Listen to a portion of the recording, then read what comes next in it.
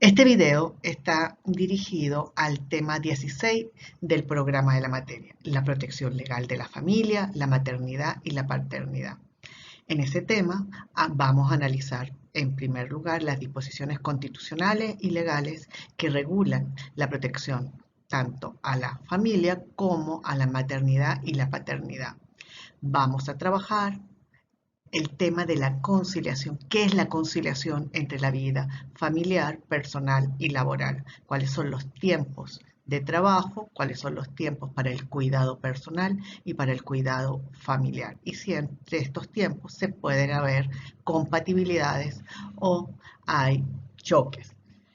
Vamos a ver también por qué existe la prohibición legal de efectuar exámenes médicos destinados a diagnosticar el embarazo, cuáles son los trabajos que una mujer o las tareas que una mujer embarazada está exento de realizar, qué es el fuero maternal y hoy también hay fuero paternal, en qué consisten los descansos, cuánto es el tiempo del descanso pre y postnatal y cuánto es el tiempo del descanso de la licencia de paternidad, cuáles son los beneficios o las protecciones que existen cuando se adopta a un niño menor de 3 años. Veremos también qué son los centros de educación inicial, en qué consiste esta obligación del empleador y cuáles son las modalidades de cumplimiento. Y por último, vamos a referirnos a la regulación, no solo en el decreto ley, sino en unas leyes especiales del periodo de lactancia. ¿Cuál es la idea? ¿Cuál es el origen del régimen de protección de la familia? Esta foto que nos lleva al trabajo femenino y al cuidado de los hijos y de la familia, como en el sitio de trabajo, en este caso, a los hijos. La idea de que esto debía evitarse, que las mujeres estuvieran en su sitio de trabajo y a la vez estuviesen cuidando a su familia, llevó a crear lo que se llamó un régimen especial de trabajo de las mujeres, en los cuales las mujeres eran objeto de protección, tenían algún tipo de prohibición de trabajar en cierto tipo de trabajos y apareció la idea de un periodo de descanso vinculado justamente a el cuidado de los hijos. ¿Y cuál era el objetivo de transformar el régimen especial de protección de las mujeres, en el cual, como dijimos, era objeto de protección, no sujeto de derechos y obligaciones? Era transitar el camino de la protección de uno de los sujetos que está a cargo del cuidado de la familia hacia un régimen que le permitía hacer a hombres y mujeres dedicarse también al cuidado propio y al cuidado de su familia. Y por eso se habla que el objetivo de regular la, el cuidado de la familia no puede desvincularse de los objetivos de la igualdad de oportunidades y de trato en el empleo. Y para que haya igualdad de oportunidades y trato en el empleo, lo primero que había que hacer era eliminar el régimen especial de trabajo femenino, en particular las restricciones al trabajo nocturno, las prohibiciones que existían de que las mujeres efectuaran algunos tipos de trabajo, y la exclusividad en cabeza femenina de los permisos por embarazo y por cuidado de la familia. Para eso se planteó que en vez de hablar de protección de la mujer, era más adecuado de referirse de la protección hacia los trabajadores con responsabilidades familiares. Y el eje significó que ahora los permisos y los pagos y las remuneraciones son para los dos sexos, tanto para los hombres como las mujeres. Dos, que el cuidado de la familia no puede ser asumido solo con el empleador, sino que está a cargo de los sistemas de la seguridad social. ¿Qué significa esto?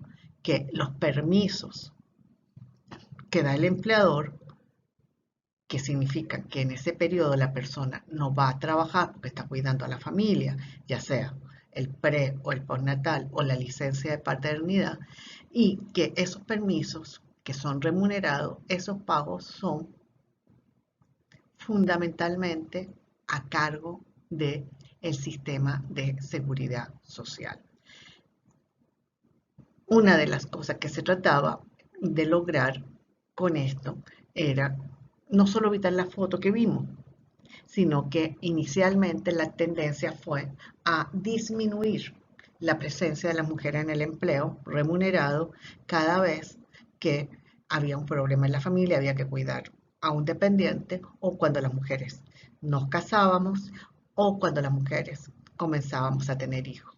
Entonces, esa disminución de la participación se pretendió de alguna manera eh,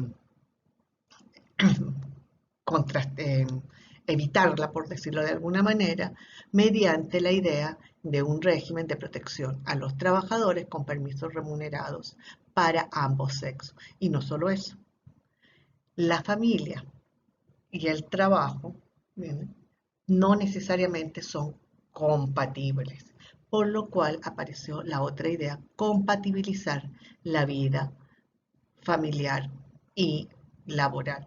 Y la idea que está también detrás de toda esta regulación es atemperar la división sexual del trabajo. ¿Para qué? Para que lleguemos a esta foto, para que lleguemos a la idea que, ¿se acuerdan la primera foto? Una mujer amamantando. Acá es un hombre dando un tetero. De esta foto vamos a volver a hablar cuando hablemos del permiso de lactancia. Desde el decreto ley, desde el título que se denomina de la protección de la familia en el proceso social de trabajo, se comienzan unas directrices en torno a cuál va a ser el objetivo de este capítulo de protección. Primero nos dicen que en el artículo 330 que los procesos de educación y trabajo deben orientarse a la creación de las condiciones materiales, sociales y culturales requeridas para el desarrollo integral de la familia. Y después, en el artículo 331, nos señalan que en el proceso social de trabajo y desde cada entidad de trabajo se protegerá la maternidad y se apoyará a los padres y a las madres en el cumplimiento del deber de criar, formar, educar y mantener y asistir a sus hijos y sus hijas. La primera cosa es que se apoya la maternidad, pero no se habla de paternidad, porque otra cosa es apoyar el cuidado y otra cosa es proteger tanto la maternidad como la paternidad. También se establecen unas normas para la protección de miembros que requieran cuidados especiales, y en el artículo 348 nos vamos a conseguir con una disposición que dice que el Estado, en corresponsabilidad con la sociedad mediante las organizaciones del poder popular, desarrollará programas de atención especializada en el marco de la seguridad social para brindar apoyo a los trabajadores y trabajadoras en el cuidado y protección de niños, niñas y adolescentes, personas adultas mayores y miembros de la familia cuando requieran de algún tipo de atención especial o cuando no puedan valerse por sí mismos. ¿Qué significa esto? Que hay una orden de desarrollar programas de atención, pero a cargo de la seguridad social. Es importante reseñar que el sistema de seguridad social aprobado a principios del siglo XXI, en el año 2000, las leyes especiales nunca se han desarrollado y nunca se han aplicado. Pero además, parte de las obligaciones que se establecen es crear programas de turismo social. Nos dice en el artículo 350, el Estado, en corresponsabilidad con las organizaciones sociales de trabajadores, las comunidades y otras organizaciones del poder popular, planificará y desarrollará programas y misiones para el turismo social, la cultura y la recreación que faciliten el pleno acceso al tiempo libre, el descanso de las vacaciones, contribuyendo a la salud física y emocional de los trabajadores con su familia. ¿Qué significa esto? Significa que la protección va más allá de lo que tradicionalmente había sido, que era la protección de la mujer trabajadora durante el periodo del embarazo y durante los primeros años de vida de los hijos. Se trató de trasladar esa protección tanto a la mujer como al padre y ahora se ha incorporado más allá de, de las medidas que permitan fundamentalmente disminuir la jornada de trabajo en el supuesto de hijos en periodo de lactancia y las obligaciones que vamos a ver de los empleadores de crear centros de educación inicial, se han creado una serie de responsabilidades en torno al cuidado especial de miembros que no se puedan valer por sí mismos y a la vez también programas eh, de turismo social. Y se establecen que los empleadores en el artículo 349 tienen la obligación, pero no es una obligación porque se contribuirán en el fortalecimiento de la práctica deportiva, de la actividad física, recreación y la educación física conforme a lo que se establece en la materia. O sea, hay una manera como una corresponsabilidad tanto de los empleadores como de la sociedad en generar programas de protección social. ¿Cuál es el objetivo de generar un régimen de protección hacia la familia desde el derecho del trabajo? La primera es garantizar cierta disponibilidad o apoyar la disponibilidad de las personas para que efectúen el trabajo asalariado. Dos, de alguna manera, garantizar la reproducción de la fuerza de trabajo. Si no hay pre ni postnatal, no hay posibilidades de cuidado de los hijos pequeños, no va a haber trabajadores en el futuro. Entonces, también se trata de garantizar un poco la reproducción de la fuerza de trabajo, pero a la vez se acuerdan que siempre hemos dicho que el derecho del trabajo es un mecanismo de generar bienestar. Bueno, se trata de, con estas medidas, apuntalar, por decirlo de alguna manera, el bienestar social. Y también detrás de la protección, porque se habla de conciliación, el tema clave, es conciliar los dos tipos de trabajo que nosotros hemos hablado, el trabajo doméstico familiar, el trabajo de cuidado que fundamentalmente realizamos las mujeres, cuidado de la familia, el cuidado personal, y ese trabajo es indispensable para la producción, para que el otro trabajo pueda ser desarrollado. ¿Y qué requiere el cuidado de la familia? Requiere varias cosas. La primera requiere un tiempo, se requiere un dinero y se requieren unos servicios. Y la pregunta, ese tiempo, ese dinero y esos servicios, ¿quién debe pagarlo? En principio, esos servicios están a cargo de la seguridad social.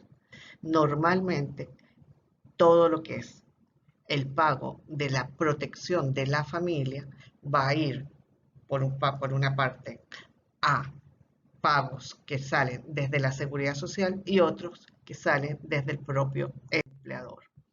Y por eso las respuestas legislativas a esa gran pregunta siempre han oscilado en obligaciones a cargo de la seguridad social y obligaciones a cargo del empleador. ¿Qué está a cargo normalmente del empleador? El pre y postnatal, en teoría, lo debe pagar la seguridad social.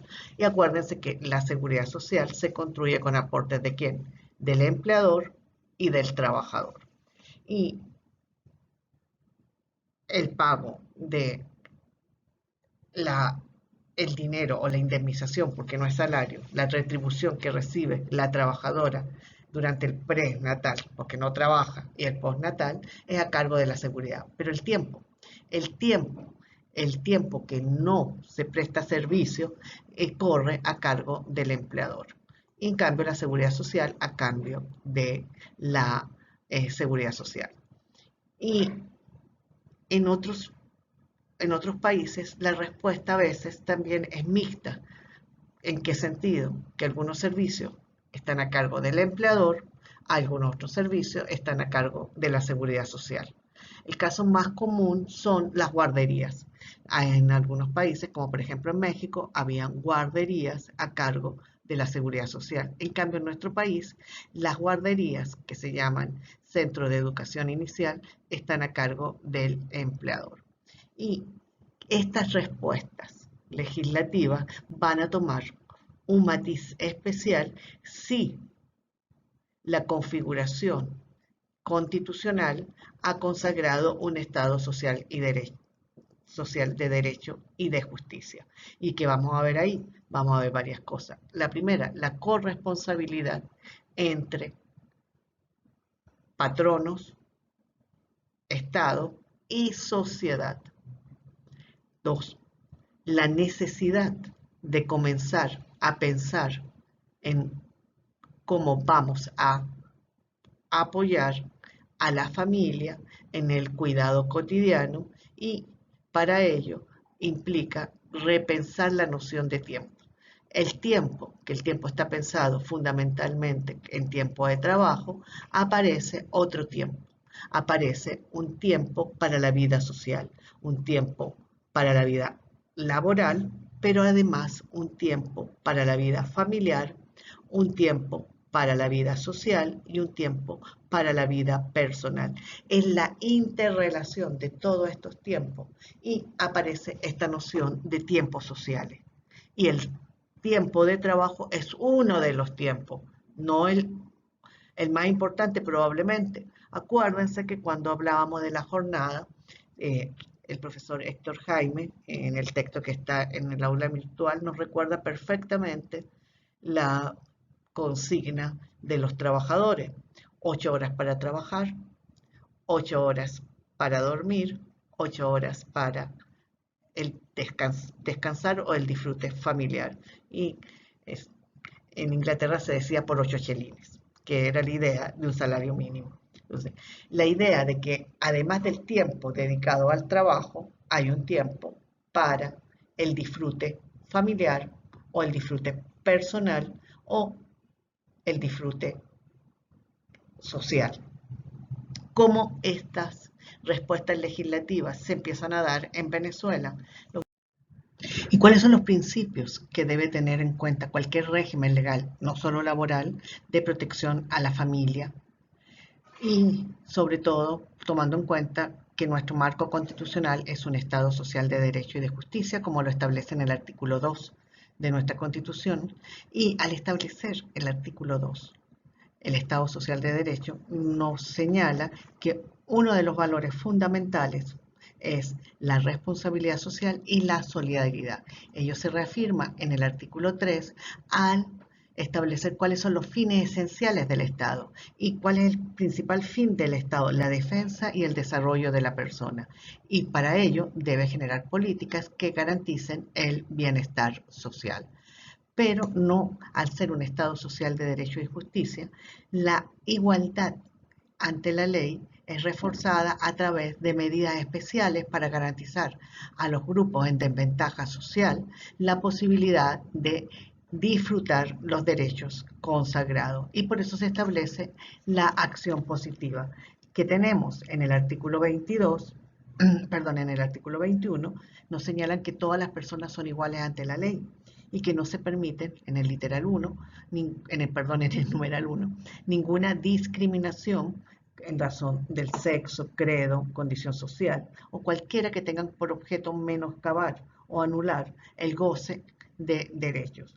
Pero para lograr eso, el mismo artículo en el numeral 2 nos señala que para que esa igualdad sea efectiva, el Estado debe adoptar medidas positivas a favor de las personas o grupos que puedan ser discriminados, marginados o vulnerados y que se protegerán a aquellas personas que por algunas razones, por alguna de las condiciones antes señaladas, o sea, están siendo marginadas o son grupos vulnerables, se encuentran en una situación de manifiesta debilidad. Entonces, la acción positiva tiene como finalidad proteger y lograr hacer efectiva la igualdad. Al lado de la acción positiva, en el artículo 75, se establece la protección de la familia y el Estado debe dar una protección especial a la jefatura de la familia, independientemente que esa jefatura la ejerza un hombre o la ejerza una mujer.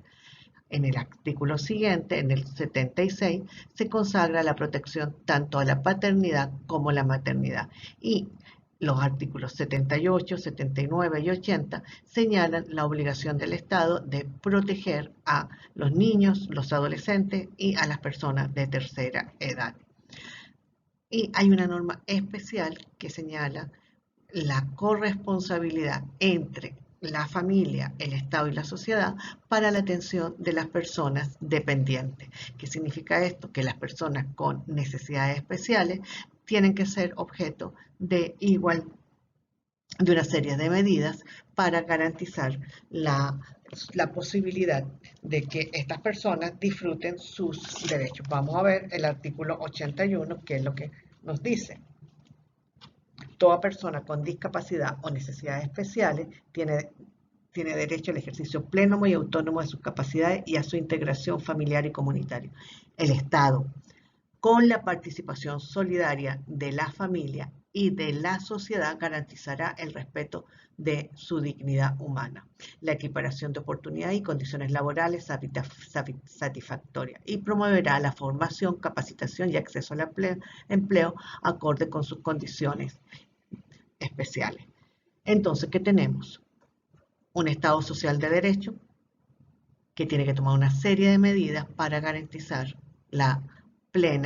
el pleno disfrute de los derechos de las personas y dentro de esas medidas, unas medidas en particular para garantizar que la familia reciba la protección estatal. Adicionalmente a eso, tenemos el artículo 88 de la Constitución que nos va a señalar la igualdad y de oportunidades y de trato en el empleo y la equidad en el empleo. ¿Qué nos dice el artículo 88? El Estado garantizará la igualdad y equidad de hombres y mujeres en el ejercicio del derecho del trabajo. El Estado reconocerá el trabajo del hogar como actividad económica que crea valor agregado y produce riqueza y bienestar social. Las amas de casa tienen derecho a la seguridad social de conformidad con la ley.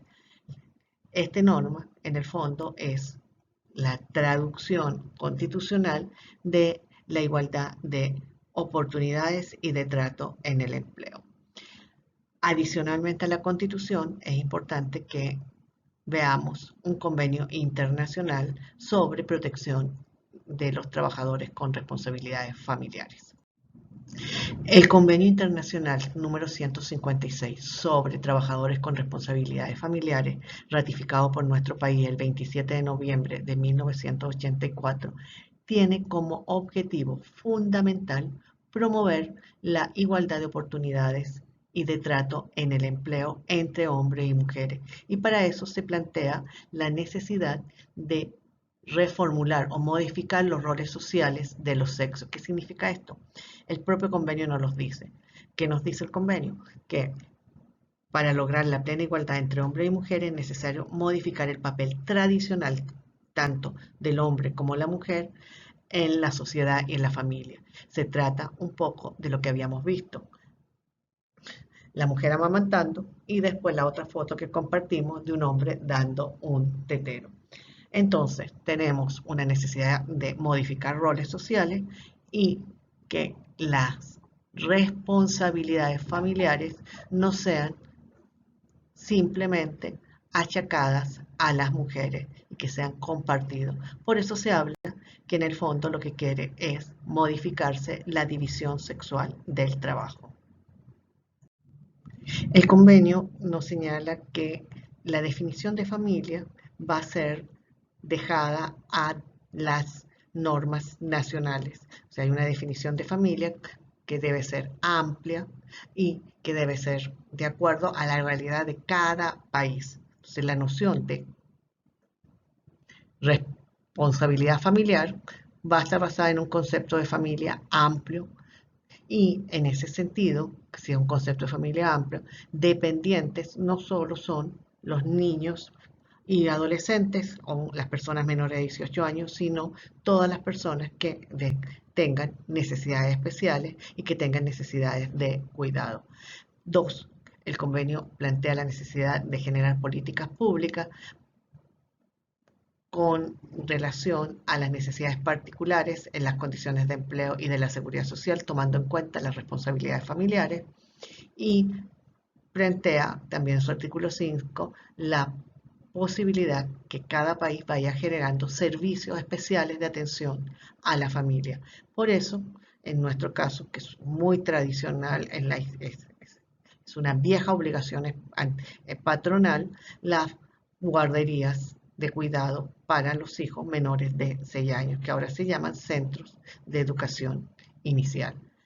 Y para el convenio le da un lugar importantísimo a desarrollar tanto las políticas como las condiciones especiales de empleo y de seguridad social a la negociación colectiva.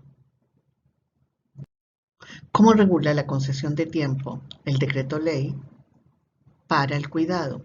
El primer tiempo que se regula es el tiempo que se llama la licencia de maternidad, el pre y el postnatal, contemplado en el artículo 336 del decreto ley. El prenatal son 6 semanas, o sea, el trabajador tiene derecho a un descanso de 6 semanas antes del parto, y después del parto tiene 20 semanas. Existe una posibilidad de acumular el prenatal, el descanso antes del parto, a después del parto, acumular ambos descansos, tomar en 26 semanas desde el momento del nacimiento. Pero también hay una posibilidad de que el prenatal aumente. Si por prescripción médica yo tengo una fecha de parto o la trabajadora tiene una fecha de parto y toma su prenatal de 6 semanas y el parto no ocurre la semana o los días que faltan, que sobran de las 6 semanas, por decirlo de alguna manera, hasta el momento en que ocurre el parto, si en vez de 6 semanas son 6 semanas y media, esos días adicionales o la séptima semana se acumula al prenatal. O sea, el prenatal es hasta el momento de que ocurra el parto. Una trabajadora que adopte un niño tiene 26 semanas de permiso en caso de adopción de niños menores de 3 años. Y también para cuidado de la familia tenemos el permiso de paternidad, que son 14 días continuos desde el momento del nacimiento o desde la colocación familiar. Diferencia, la mamá tiene 26 semanas en caso tanto de pre y postnatal, además si los puedo acumular, puede ser 26 semanas después del nacimiento y 26 semanas en caso de adopción, y el papá tiene 14 días continuo a partir del nacimiento o de la colocación familiar, de que se le decrete la colocación familiar. Pero también los trabajadores, tanto el papá como la mamá, tienen el derecho de que si tienen derecho a vacaciones, a pedir el disfrute de manera inmediata de sus vacaciones. Yo tengo 14 días de nacimiento, de permiso por nacimiento, pero tengo un derecho de vacaciones que me correspondían de 15 días hábiles, puedo pedirlo y el patrono está obligado a dármelo. ¿Qué ocurre durante este tiempo de descanso, durante el pre y postnatal? Esto implica que la trabajadora no presta servicio y que el trabajador tampoco presta servicio. Eso es uno de los supuestos de suspensión de la relación de trabajo. El trabajador no tiene la obligación de prestar el servicio y el empleador no tiene la obligación de pagar el salario. Está contemplado como supuesto de suspensión de la relación de trabajo en el artículo 72, literal C. Pero ese periodo en que no trabajo y no recibo remuneración, sí tienen unos efectos. Ese periodo se computa a la antigüedad del trabajador y además durante ese periodo el empleador conserva la obligación de hacer todos los aportes a la seguridad social que genera mi trabajo el problema siempre ha sido determinar con base a qué sueldo o otorgarme los beneficios que yo tenía, con beneficios en especie que yo tenía cuando ejecutaba la prestación de servicio, como por ejemplo el beneficio si yo tenía derecho a vivienda. Otro tiempo importante para el cuidado es el tiempo de lactancia y cómo es regulado ese tiempo en nuestra legislación. La primera regulación que podemos ver es el artículo 345 del decreto ley y el 46 de la Ley Orgánica de Protección de Niños y Niñas y Adolescencia. ¿Y qué nos dice el decreto ley en el artículo 345? Que la trabajadora tiene un permiso durante la jornada de trabajo, cada uno de esos permisos de media hora para lactar, siempre y cuando en el centro de trabajo haya una sala de lactancia adecuada. Es lo mismo que dice el artículo 46 cuando dice de la Ley Orgánica de Protección de Niños y Niñas y Adolescentes, cuando dice que los empleadores proporcionarán condiciones adecuadas que permitan la lactancia materna. Si esas condiciones adecuadas y si no hay una sala de lactancia en el centro de educación inicial, ese descanso de media hora se transforma en un descanso de hora y media cada uno. En este caso, la jornada se disminuye en una hora si hay centro de lactancia. En cambio, si no hay, se disminuye en en 3 horas. ¿Por cuánto tiempo la trabajadora tiene derecho a la disminución de la jornada por lactar? El reglamento del año 2006, en su artículo 6, dice, en su artículo 100, perdón, dice 6 meses. Acuérdense que este reglamento está vigente porque no se ha dictado el reglamento general del decreto ley. Pero una resolución del Ministerio del Trabajo aumentó ese periodo a un año siempre y cuando la trabajadora presentase un certificado médico que acredite que está lactando. Y una ley especial de promoción de la lactancia y protección de la lactancia dice que ese lapso puede ser desde 6 meses hasta 2 años. Y esa ley promueve la lactancia natural.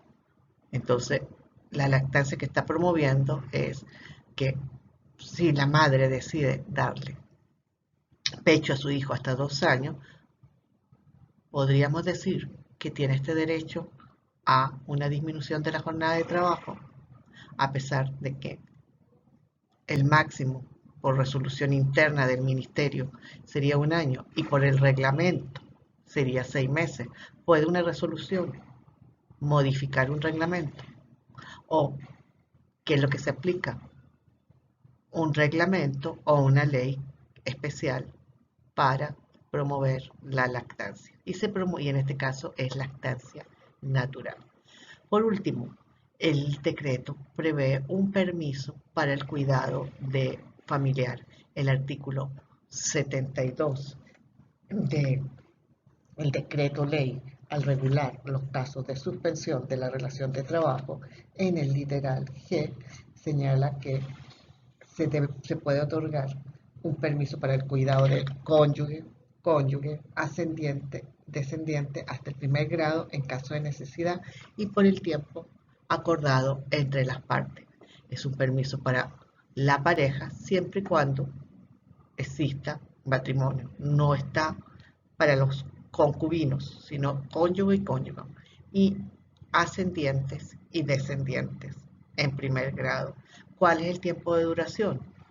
De acuerdo con las partes. No hay un tiempo máximo. Pero recuerden que durante la suspensión de la relación de trabajo, la persona no presta el servicio, pero el empleador no tiene la obligación de pagar el salario. Bueno, vimos que para cuidado se necesita tiempo, pero también se necesita dinero. ¿Y cómo se regulan las remuneraciones en un periodo de tiempo que no se está prestando el servicio, como es la licencia de maternidad, y hay suspensión de la relación de trabajo? Lo primero es que el artículo 336 del decreto ley tiene una redacción ambigua o complicada porque dice que en caso de licencia pre y postnatal, la trabajadora conserva su derecho al trabajo y el pago de su salario de acuerdo con lo establecido en la Seguridad Social. ¿Y la Seguridad Social qué dice? Bueno, en el país más que Seguridad Social lo que tenemos es el Instituto Venezolano del Seguro Social. Todo el sistema de seguridad social siempre ha estado en una eterna vacatio legis. Y el Seguro Social no paga salario, paga una indemnización que tiene un referente, el 100% del salario normal que haya recibido la trabajadora el mes anterior a la licencia. Este pago en la práctica no lo verifiqué para este año, pero lo había verificado para varios años anteriores. El Seguro Social no pagaba el 100% del salario normal, sino que seguía pagando el 66,6% del salario de referencia y normalmente se pagaba con bastante retraso. Pero en el tema, lo más importante han sido las prácticas patronales, las prácticas de los empleadores. En general, los empleadores sí pagan el 100% del salario normal durante la licencia de maternidad, con lo cual ellos adquieren una creencia a su favor que compensan con los pagos que ellos deben efectuar al Seguro Social. O sea, yo pagué tal licencia de maternidad, pagué tanto, y yo le debo al Seguro Social por cotizaciones tanto, entonces compenso ese pago con el pago que yo debo realizar. Además, en el otro tema, en el tema de la lactancia, en la jornada de trabajo que se disminuye, no se permite una disminución del salario, por lo cual se paga la jornada como jornada de trabajo completa. Si hay centro de lactancia, una disminución de 1 hora, y si no hay centro de lactancia, una disminución de 3 horas, pero no puede haber un prorrateo y el empleador tiene la obligación de pagar la jornada completa en caso de lactancia. El permiso de paternidad presenta algunas inconsistencias en la regulación legal. Sabemos que es un permiso de 14 días, es uno de los permisos más largos de la región y, como vimos, ese permiso ocasiona una suspensión de la relación de trabajo. Permiso de paternidad, lo subrayo yo, es uno de los casos supuestos de suspensión de la relación de trabajo. No hay prestación de servicio, no hay obligación del empleador de cancelar el salario. ¿Y qué nos dice el decreto ley? Nos dice que todos los trabajadores en permiso de paternidad tienen derecho a una licencia remunerada. La pregunta es ¿por qué? Si hay suspensión, no hay obligación. La licencia de maternidad la paga el Seguro Social. Y si la paga el empleador, él lo hace porque lo puede compensar. Y en este caso, el Seguro Social, la ley del Seguro Social, no habla de indemnización por paternidad, no habla de un pago de 14 días. Entonces, si se paga la licencia, el empleador no la puede compensar. Pero la ley dice que es una licencia remunerada. La pregunta, ¿remunerada por qué? Bueno, para el cuidado de la familia vimos que tenemos tiempo, dinero y servicio. ¿Cuál es el servicio que prevé el decreto ley? El servicio es un centro de educación inicial y este centro de educación inicial debe contar con una sala de lactancia y puede ser instalado y mantenido por varios empleadores. En caso que el empleador no quiera mantener el centro de educación a distancia o no quiera eh, aliarse con otros empleadores para establecer el centro de educación a distancia. Pueden, pueden, pueden varios empleadores eh, ponerse de acuerdo y establecer un centro de educación a distancia con sala de lactancia. Si no lo hace, tiene la obligación de pagar la matrícula y las mensualidades de un centro de educación inicial. Y acá hay varias cosas que es importante comentar. Primero, ese pago de matrícula y mensualidades no podía pasar del 40% del salario mínimo según el reglamento de la Ley Orgánica del Trabajo del 2006. O sea, en cambio acá la ley establece un pago absoluto. Queda vigente el 40% del salario mínimo como pago o tiene que pagar completo el, el, la matrícula y las mensualidades. Dos, ¿qué tipo, en caso de que se decida, el empleador no tiene un centro de educación eh, inicial, qué tipo de centro de educación inicial o qué tipo de guardería o preescolar en términos más criollos puede optar el trabajador? Ahí se dice que debe ser una elección consensuada y si no hay acuerdo, lo decidía el inspector del trabajo. En ambos casos debe estar debidamente certificado por, en ambos casos, el Centro de Educación a Distancia será debidamente certificado por el Ministerio de Poder Popular con competencia en materia de educación. ¿Y por cuánto tiempo puede tener derecho el trabajador a el pago de la guardería o el preescolar o que su hijo disfrute del centro de educación a distancia, desde que tiene 3 meses hasta 6 años?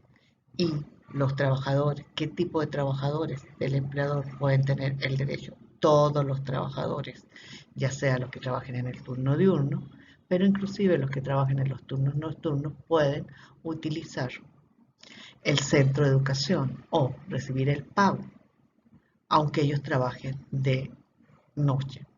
Y cómo se computa la obligación de que los empleadores que ocupen más de 20 trabajadores tienen la obligación de instalar un centro de educación a distancia. El cómputo de los 20 trabajadores se hace con base al concepto de unidad económica.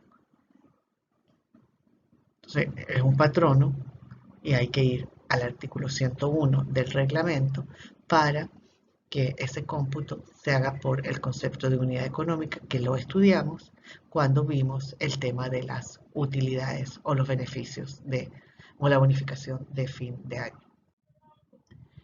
El Centro de Educación a Distancia inicial permite hacernos también algunas interrogantes entre la regulación previa al 2012 y la actual. Dentro de las regulaciones, el reglamento establecía un límite de 5 salarios mínimos, el máximo que debía, hasta 5 salarios mínimos debía ganar el trabajador para eh, para recibir el beneficio, el máximo, digamos, perdón, me equivoqué, el máximo para recibir el beneficio era 5 salarios mínimos. En el decreto dice los trabajadores independientemente de su eh, remuneración. Lo que sí se puede decir que se mantiene es la obligación de uniforme anual a la Inspectoría del Trabajo sobre la forma en que se está cumpliendo este beneficio. Y el decreto prevé el reglamento prevé una indemnización en caso que el patrono incumpla la obligación de, ya sea instalar el servicio o pagar la mensualidad. En caso que el patrono incumpla este beneficio, deberá indemnizar al trabajador cancelándole el monto equivalente, el monto en dinero que le corresponda, además de pagarle un monto equivalente a los intereses que devengaría esa cantidad determinada por la tasa activa del Banco Central de Venezuela. Entonces, ¿cuál cantidad? La cantidad que, según ese propio reglamento, que era el 40% del salario mínimo, podía ser el máximo que se podía pagar por el beneficio de preescolar o guardería. ¿Y cuáles son los derechos que establece el decreto ley para que los trabajadores con responsabilidades familiares puedan ejercer sus funciones de cuidado de la familia? El primer derecho es la inamovilidad. Desde el momento que la madre sale embarazada, hay 2 años de inamovilidad laboral desde el momento que sale embarazada hasta el momento en que nace el bebé. Hay 2 años de inamovilidad contemplado en los artículos para para la madre en el 335 y para el padre en el 339. La trabajadora en estado de gravidez gozará de la protección especial de inamovilidad desde el inicio del embarazo hasta 2 años después del parto. Conforme a lo previsto esta ley, esta protección especial también se le aplica a la trabajadora durante los 2 años siguientes a la colocación de un niño menor de 3 años. Entonces, desde el nacimiento del bebé, 2 años de inamovilidad más todo el periodo del embarazo. Igual para los casos de padres o madres que hayan recibido un niño en colocación familiar, un niño menor de 3 años. Pero hay una inamovilidad permanente para el caso de cuidado de niños especiales, con niños con algún tipo de incapacidad. Se considera que la persona que informa a su empleador que tiene un hijo especial va a tener el beneficio de la inamovilidad durante toda la relación de trabajo.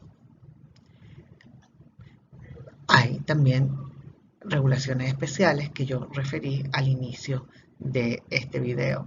Por ejemplo, la prohibición de exigirle exámenes médicos a las mujeres para determinar si están embarazadas en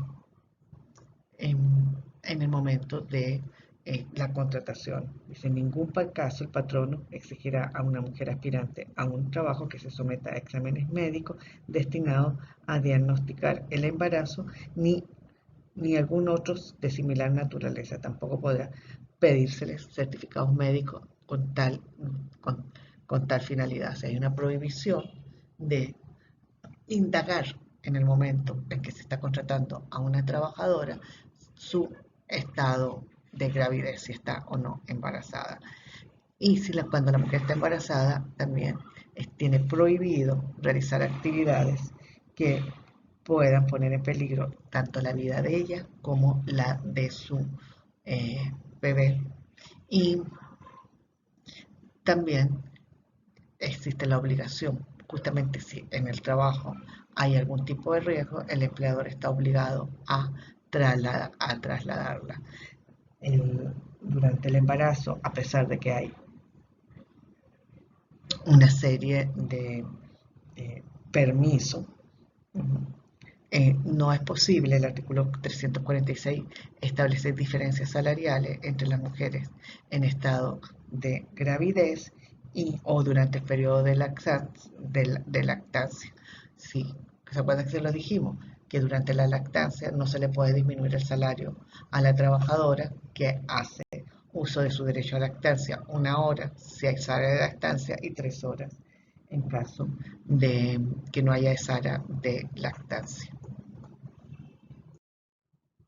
Bueno, para finalizar, ¿cuáles podrían ser los problemas que uno detecta de la regulación que trata de conciliar la vida laboral con la vida familiar y dar algunos beneficios para el cuidado? El primer problema tiene que ver con los dineros. El dinero, la base de todos los pagos que se efectúan son pagos efectuados por la Seguridad Social, y la base de cálculo de la Seguridad Social en nuestro país es un salario de referencia, y la base de cálculo que son los salarios, el comentario básico es que los salarios en el país son muy bajos, por lo cual las prestaciones que paga la Seguridad Social tienden a ser también muy reducidas. Entonces, si todos los pagos que se van a realizar tiene que hacerlo la Seguridad Social, con todos los problemas que tiene, los pagos que va a hacer el empleador son de carácter voluntario. Y al ser de carácter voluntario, que es lo que hacen los empleadores, pagan la licencia de maternidad porque pueden compensar ese pago con otras obligaciones que tiene la Seguridad Social, queda el beneficio en manos de una decisión personal del empleador, sino hay que esperar el pago de la seguridad social. Y en el caso del pago de la licencia de paternidad, no está muy claro quién deba efectuar el pago. En otros países, muchos de los servicios de cuidado se hacen con base a opciones no vinculadas a la seguridad social, sino a partidas presupuestarias. Y acá empieza el problema de los déficits crónicos de nuestros presupuestos. Si hay problemas con el dinero, también hay problemas con los servicios. Los servicios de cuidado que están previstos en la legislación están centrados en la infancia, no hay una visión de las necesidades según el ciclo de vida y hay una ausencia absoluta de algún tipo de prestación para familiares de la tercera edad. Bueno, con esto finalizaríamos el tema de la protección a la familia, la paternidad y la maternidad.